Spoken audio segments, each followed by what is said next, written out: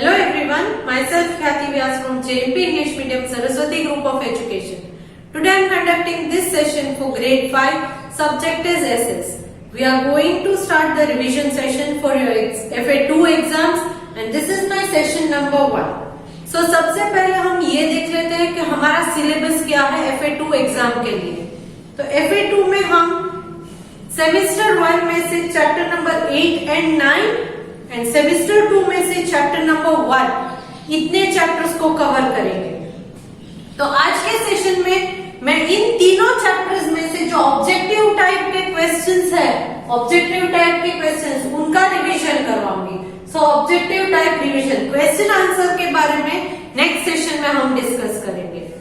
Okay, so let us start. Objective type questions मतलब क्या कि जो छोटे हैं, वन वर्ड है, fill in the blanks, true और फॉल्स, ये सारे के सारे ऑब्जेक्टिव टाइप क्वेश्चंस कहे जाते हैं। तो इनका रिवीजन हम आज करेंगे starting from chapter number 8। Already आपके पास पहुंची गई है मेरी सीडब्ल्यू वर्क, बट एक बार फिर से रिवाइज कर लेते हैं क्योंकि आपके एग्जाम्स जो आ रही है। क्लियर?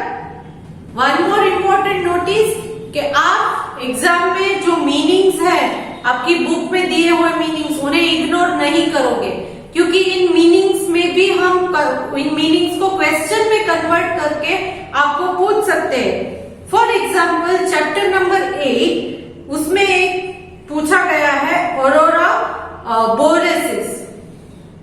तो ऑरोरा बोरेसिस क्या है? द क्वेश्चन में बी लाइक एक्सप्लेन ऑरोरा बोरेसिस। तो उसके आंसर में आप उसका मीनिंग ही लिखोगे। या फिर expedition, what do you mean by expedition, इस टाइप के क्वेश्चन भी पूछ सकते हैं। मैं ये नहीं बोल रही हूं कि यही वाला क्वेश्चन मैं पूछूंगी, बट फॉर एग्जाम्पल मैंने ये बताया है। तो इन 3 चैप्टर्स में से जो मीनिंग्स है उन्हें भी आप बाय हार्ट करोगे, सीखोगे, उन्हें समझ लोगे। Clear? Okay, so now objective type questions आपके चैप्टर 8 में जो है वो है ट्रू और false, choose the correct answer, unscramble the letters to form the correct words. ये ऑलरेडी हमने डिस्कस किए हैं, एक बार रिवाइज कर लेते हैं। Choose the correct answer. The frigid zone lies in the dash. Frigid zone कहां पर होता है? पूरे अर्थ को 2 पार्ट में, नॉर्दर्न हेमिस्फीयर, सदर्न हेमिस्फीयर में डिवाइड किया गया है। फिर उनको 3 हीट जोन्स में डिवाइड किया गया है, दोनों जोन को, torrid zone, temperate zone and frigid zone. तो ये फ्रिजिड जोन कहां पर आता है? Options are northern hemisphere, southern hemisphere, both northern and southern hemisphere and none of these. तो इसका आंसर क्या होगा? क्योंकि अर्थ में दोनों पार्ट्स में तीनों जोन आते हैं, that means it lies in both northern and southern hemisphere. Next, dash is known as frozen continent. Frozen continent कौन सा है? Who knows the answer? Yes, it is Antarctica. It is Antarctica. Options में भी आपको पूछे गए हैं, but answer क्या है? अंटार्कटिका। इसका भी क्वेश्चन कन्वर्ट कर सकते हैं। विच is the frozen continent? One word में है तो सिर्फ अंटार्कटिका लिखिए, 1 सेंटेंस में है तो लिखिए the frozen continent is Antarctica और Antarctica is known as the frozen continent. तो पूरा सेंटेंस लिखना है। 1 वर्ड में पूछा है तो सिर्फ एक वर्ड लिखोगे, अगर शॉर्ट में पूछा है तो उसे सेंटेंस में कन्वर्ट करके लिखना है। Next, in the polar regions during summer there is continuous dash। polar region में समर के वक्त continuous क्या होता है? क्या होता है? yes, it is daylight, continuous daylight। next, in the arctic region we find dash। arctic region में कौन होते हैं? answer is Inuits। what is the other name of Inuits? इन्यूट्स को पहले क्या कहा जाता था? एस्किमोस। ये भी इंपॉर्टेंट है, ये पॉइंट भी इंपॉर्टेंट है, इसी चैप्टर में आपको दिया गया है। So in the Arctic region we find Inuits. ये इन्यूट्स कहां पर रहते थे या एस्किमोस कहां पर रहते थे? इग्लूज में। और इग्लूज क्या है? The houses made of ice block, ice के ब्लॉक से बने हुए छोटे छोटे हाउसेज होते थे, इन्हें इग्लूज कहा जाता है। Next, the main occupation of the Inuits in the frigid zone, इनका ऑक्यूपेशन मतलब ये काम क्या करते थे Inuits? Hunting, trapping animals, reindeer herding and all of these. तो ये all of these correct option है, क्योंकि ये सारे काम ये लोग करते हैं। हंटिंग भी करते थे, ट्रैपिंग एनिमल्स और रेनडियर हर्डिंग। क्योंकि यहाँ पर फ्रिजिड जोन में वेजिटेशन नहीं होता है, तो एनिमल से रिलेटेड सारे के सारे काम ये लोग करते हैं, सारे ऑक्यूपेशन एनिमल्स के रिलेटेड ही होते हैं। Next, unscramble the letter to form the correct words. तो इसमें फर्स्ट वन क्या था? These are special lights seen in the sky in the southern hemisphere. Southern hemisphere ये याद रखना है। तो southern hemisphere है और light seen at the night in the sky, तो ये है aurora australis, aurora australis.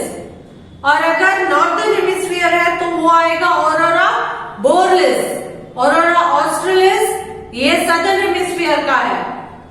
Next, plant grown in the frigid zone, plant जो फ्रिजिड जोन में ग्रो होता है वो कौन सा है? लीचन, लीचन या लाइकन, लाइकन भी कहते हैं।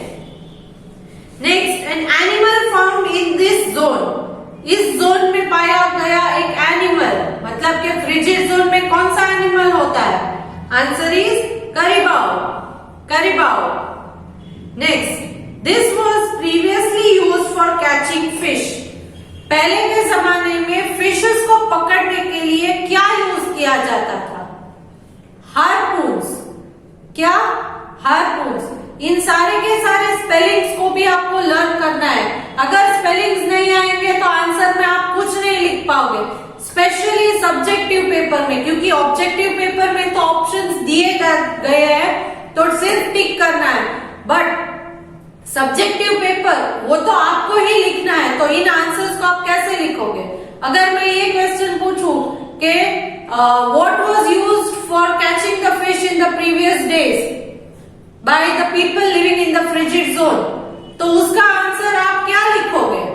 आपको हार्पून्स लिखना है, बट हार्पून्स का स्पेलिंग सीख लीजिएगा। अ ट्राइब फाउंड इन साइबेरिया, यहाँ पर बहुत सारे अलग अलग ट्राइबल पीपल के मैंने नेम बोले थे जो अलग अलग रीजन में पाए जाते हैं। तो यहाँ पर साइबेरिया के बारे में पूछा है सिर्फ, तो एग्जाम के लिए बाकी के रीजन्स के भी आप सीख लोगे। तो यहाँ आपको आंसर मिलेगा चिकचीज, चुकचीज, चुकचीज। क्लियर?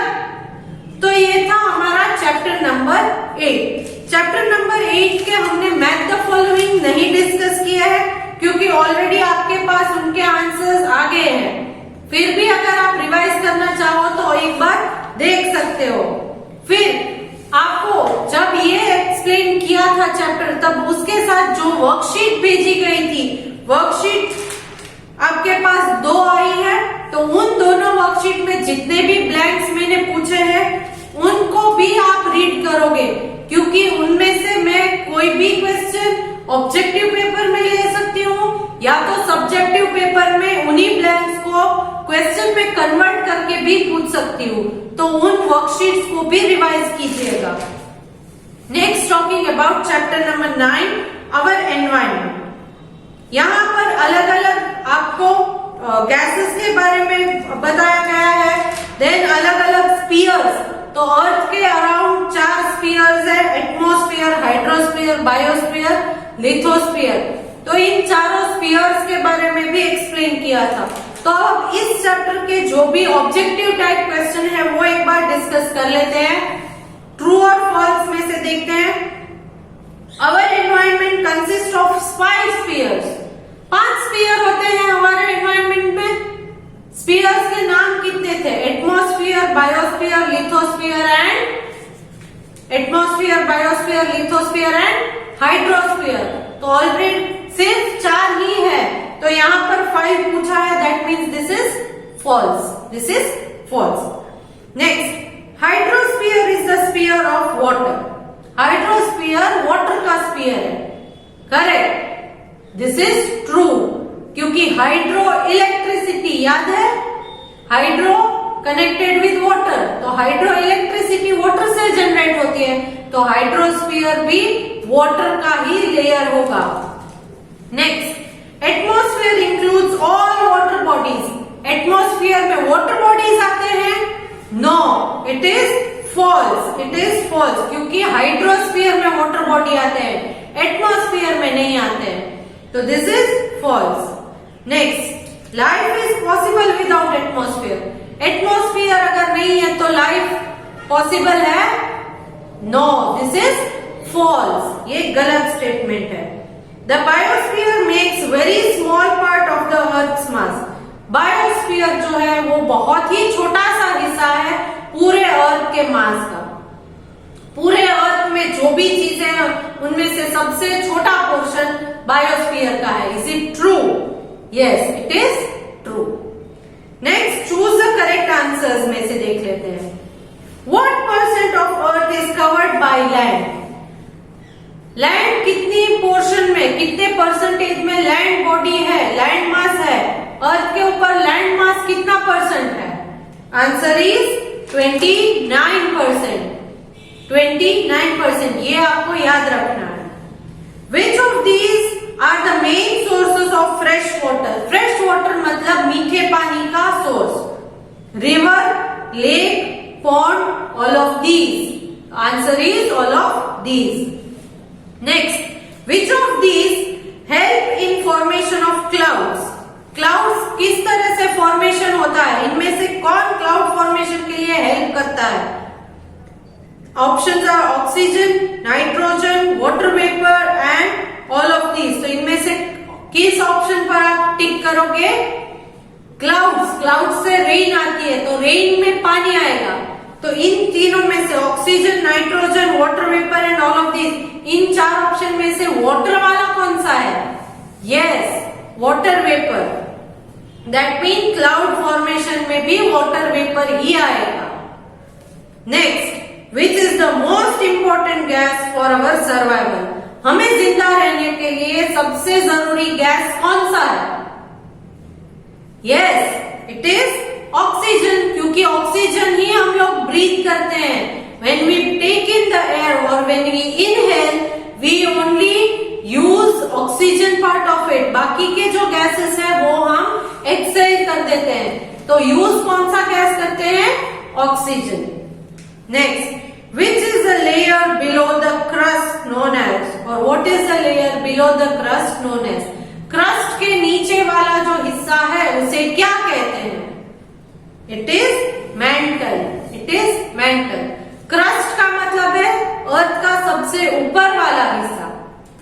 तो सबसे ऊपर हिस्सा है, उसके बाद कौन सा लेयर आता है? हमने अलग अलग लेयर्स अर्थ के हैं, वो ऑलरेडी डायग्राम में टेक्स्ट बुक में से एक्सप्लेन किए हैं.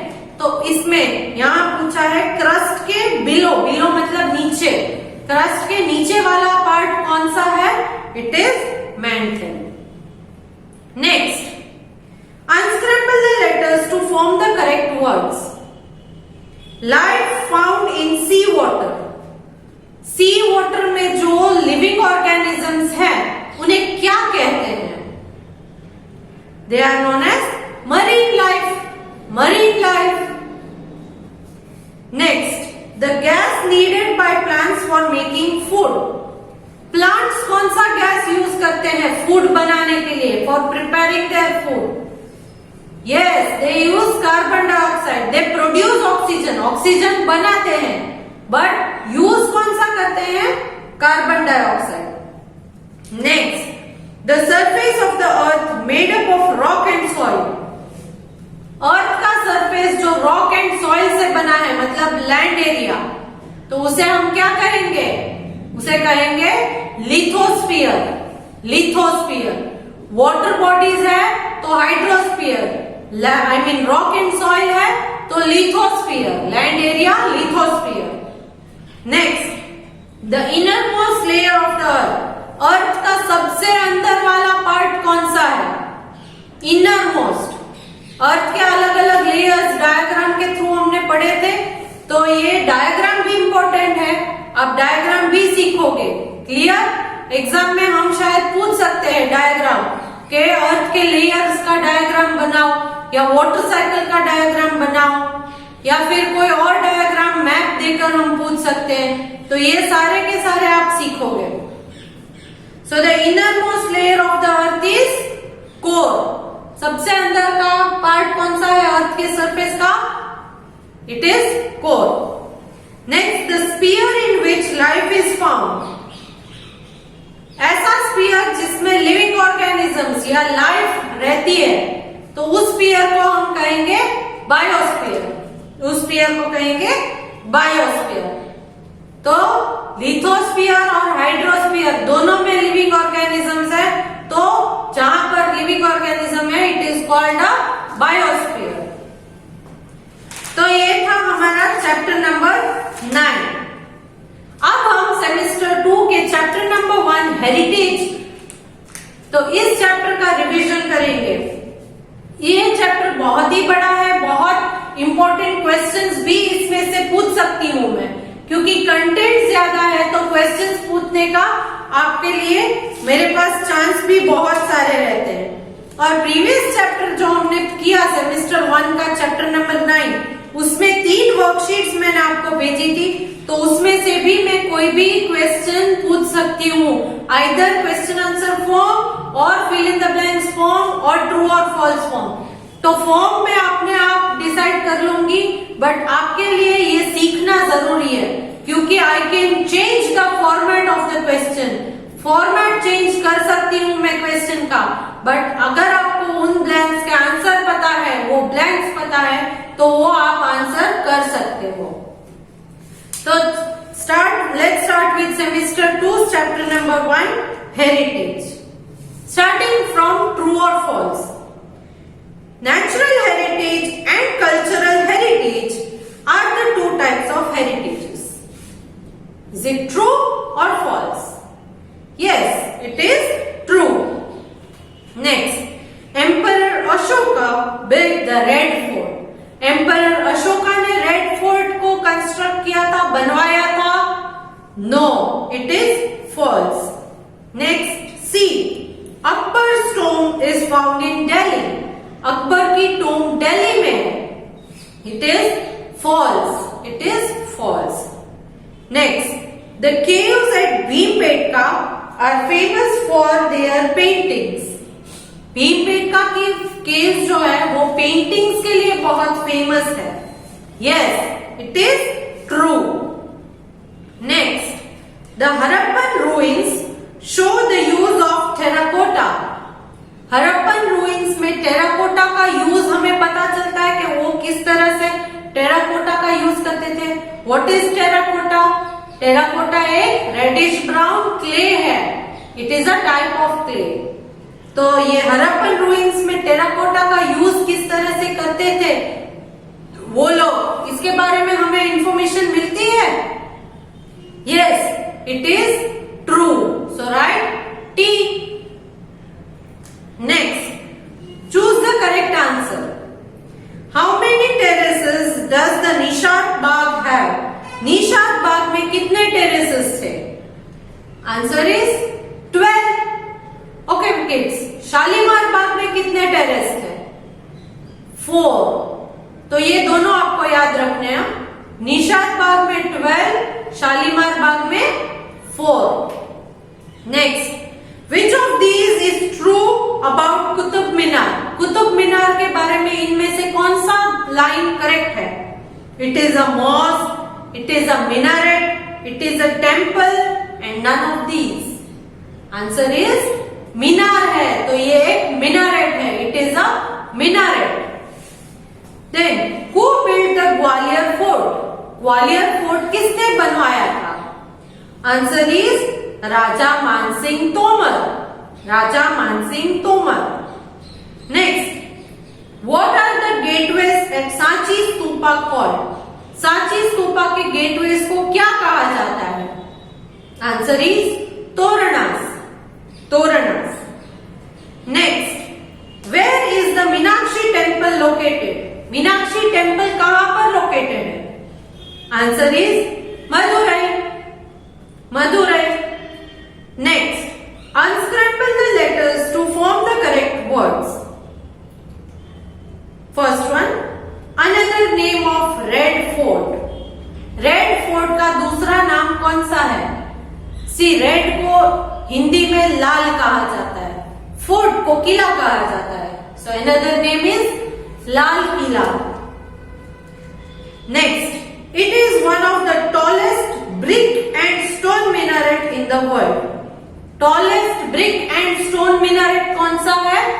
It is Qutub Minar. Next, it is a wonderful piece of Afghan architecture. Afghan architecture का बहुत सुंदर मॉडल है ये। Answer is Mandu fort, answer is Mandu fort. Next, the Shivneri fort is located near this place. Shivneri fort कहां पर, कौन सी जगह पर लोकेटेड है, किसके नजदीक? It is near Junnar, it is near Junnar. Shivneri fort किसका बर्थ प्लेस है? शिवाजी महाराज का बर्थ प्लेस है Shivneri fort. Next, the cave paintings here are the best example of wall painting. यहाँ के केव पेंटिंग वॉल पेंटिंग्स के बेस्ट एग्जाम्पल माने जाते हैं। तो ये कहाँ हो सकता है? It is Ajanta, Ajanta caves. Clear? तो यहाँ पर हमने तीनों चैप्टर के ऑब्जेक्टिव टाइप के क्वेश्चंस जो है वो रिवाइज कर लिए हैं। सब्जेक्टिव टाइप के क्वेश्चंस जो है वो हम नेक्स्ट सेशन में रिवाइज करेंगे। मैं फिर से एक बार सारे के सारे क्वेश्चंस के आंसर आपको एक्सप्लेन करूंगी एंड आई होप कि उसको एक्सप्लेन करने के बाद आपके सारे डाउट क्लियर हो जाएंगे। तो आज के सेशन के साथ जो पीडीएफ आपको भेज रही हूँ वो आपकी ऑब्जेक्टिव एग्जाम है। उस ऑब्जेक्टिव एग्जाम का एक मॉडल क्वेश्चन पेपर है। सेम क्वेश्चंस नहीं पूछे जाएंगे एग्जाम में, ये सिर्फ आपकी प्रैक्टिस के लिए मैं भेज रही हूँ। इस पेपर में ऑलरेडी मैंने आंसर टिक किए हुए हैं, बट आप इन्हें लर्न कीजिएगा और इस पैटर्न को फॉलो कीजिएगा। इन्हीं क्वेश्चंस को फॉलो करने की जरूरत नहीं है, बट इस पैटर्न से मैं आपको एग्जाम्स में भी क्वेश्चन पूछूंगी। So be prepared and good luck for your exams. Bye.